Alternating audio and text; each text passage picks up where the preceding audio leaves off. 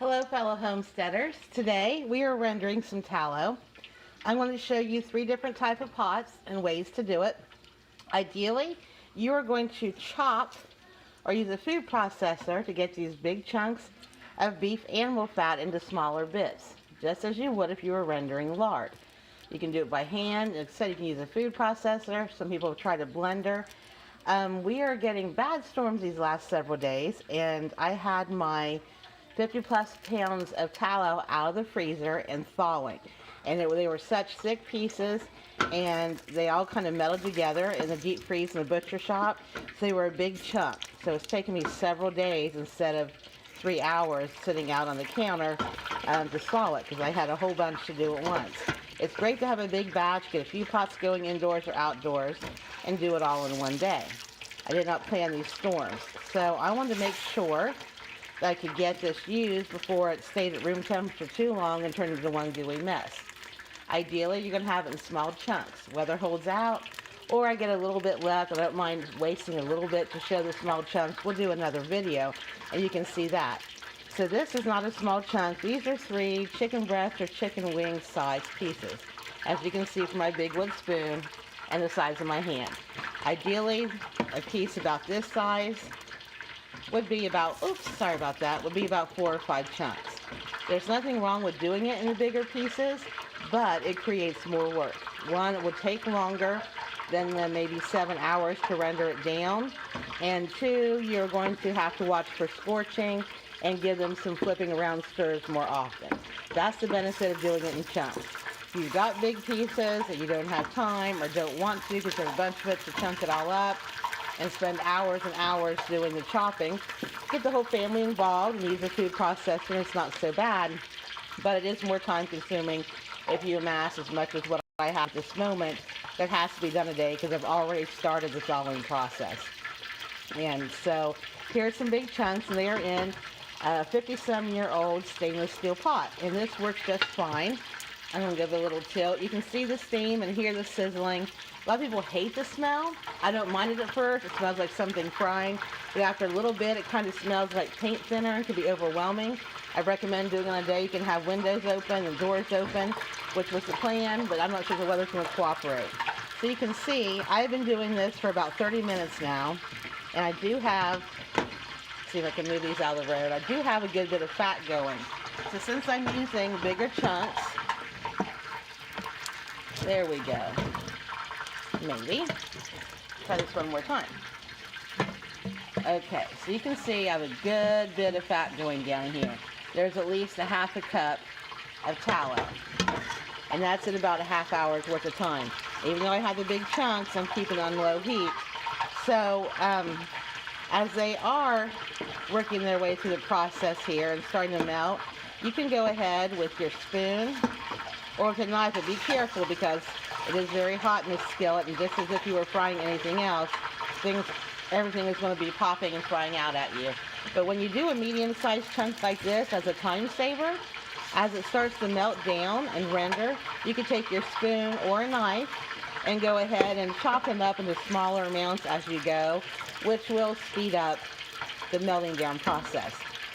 And when I do them in bigger chunks like this, when I get some that's already starting to come out, and I get some of the tallow, I go ahead and do multiple strains instead of waiting for it all to be done and do one strain. So I'll go ahead and I will strain some of this off, let it start to cool in my mason jar, probably about once an hour as they melt down. I will go ahead, give them some flips, take my knife or spoon, separate the bigger fat chunks a little more. Even indentation helps to kind of break up the space here to get it to melt down.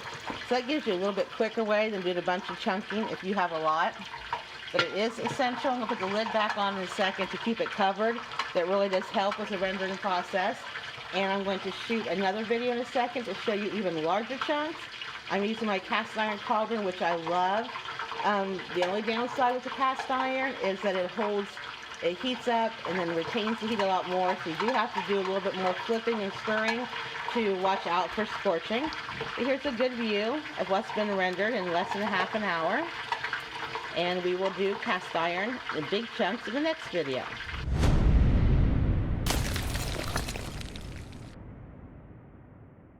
It's getting a little bit louder over here because these are bigger chunks. I have this cast iron cauldron in the middle of my gas stove, so the whole cauldron is receiving even heat. And I have this on the lowest setting possible, both this one and the stainless steel one you saw a minute ago. And they're both on the same heat, but this one has more chunks in it because they're larger, and the cast iron really helps speed up the process. I'm going to leave you in here, and being dark black, it's hard to see how much rendering I've had done on these ones in the same amount of time, a half an hour. I'd say I have about a cup to a cup and a half of tallow, and these are massive chunks. Again, not highly recommended to have such large chunks. And I explained in the previous video, I had a lot, over 50 pounds of beef fat to render, and I had it thawing for several days. Now the weather's getting bad, I'm concerned we may lose power, and I'm going to have this go bad. So I did not take the time to chop this up into small bits, which is ideal, which means it's going to take a little longer to break up and render, and I'll have to do more flipping to keep from scorching. As you can hear, maybe better than see, I have a lot of juice and liquid coming out, which is what you want to make the tallow. And just as with the medium pieces in the other video, as this fat starts to break down, I can go ahead and use my spoon or carefully with a knife, cut slices into it, indentations, or break it into smaller parts as I go, which is a big time saver from cutting it all up at once. And now that I've moved them around, I'm going to try to tilt this cauldron so you can see I was wrong. In a half an hour, I probably have closer to 3 cups of fat rendered down. Gives you a nice view. I'm just not wanting to get all of it popping on my hands here. And as with the medium-sized chunks, I'm going to go ahead and lift out these big pieces of the beef fat with tongs and set them aside in a regular kitchen colander while I drain the liquid through my line colander or a fine mesh strainer, and go ahead and let that strain into my clean mason jars. You can also use vacuum sealed bags. You're going to have to let it cool first before you put it in there. It can't go straight in like a glass jar. You let it get close to room temperature, but not to the point where it solidifies before you put it in there, because it will be hard to get out of the mason jar without allowing it to get warm again. Once you have it sealed and put away, you really do not want to expose it to moisture or debris until you're ready to use it. But this is what the process is. It hasn't changed in centuries. You heat the fat, and then it breaks down to a liquid, and you strain the liquid, getting out any of these little pieces here, which are cracklings. If you've never had cracklings, you can fry them up. You can put them in a baking sheet, put some salt, pepper, garlic, whatever suits you on them, and they're very nice. It's kind of like the little fat crunchy pieces, hard crunchy pieces on KFC chicken when you eat them. Oh, it's got my hand. I'll bring this closer here. It just looks like a clear liquid. If this was a metal spoon, you'd be able to see more of the yellow cast to it, which you should expect a golden or a yellow cast to your tallow. And then using these big chunks, I might have some burning here that I end up sifting out. Depending on how much burning I get, I can cut it off, or it will just be extra cracklings to eat if you like them. So we are a little around a half an hour or so in, and we have more hours to go. I'm going to put the lid back on this pot and on my stainless steel pot that has medium-sized chunks in it, and let it go. And once an hour, you should open it up and stir and check things. Since I'm using medium or large chunks, I may start doing that every half an hour because it's breaking down even more quickly than what I had anticipated. Just keep your oven on your stovetop on low heat. Stir, check, strain away if you need to, and repeat until it's all done.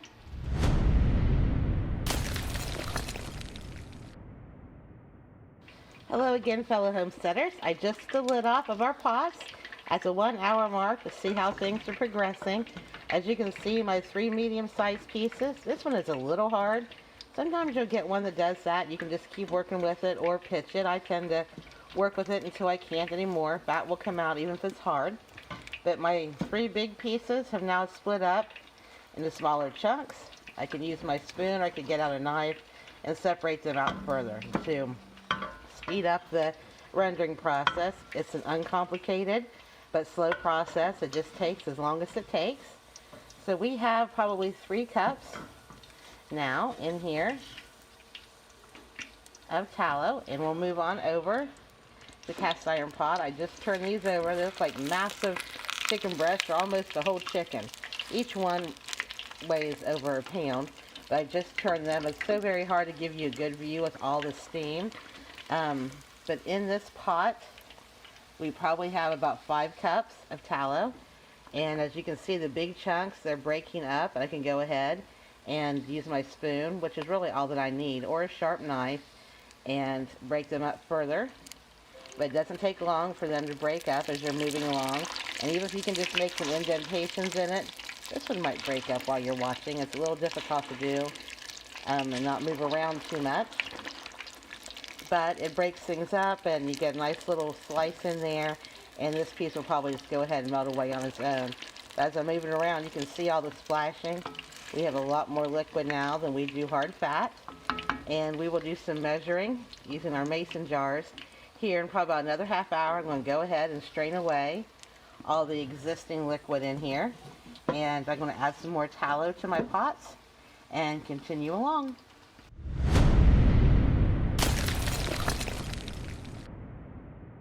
It is now time to drain away some of the golden liquid away from the soot that is in the pot.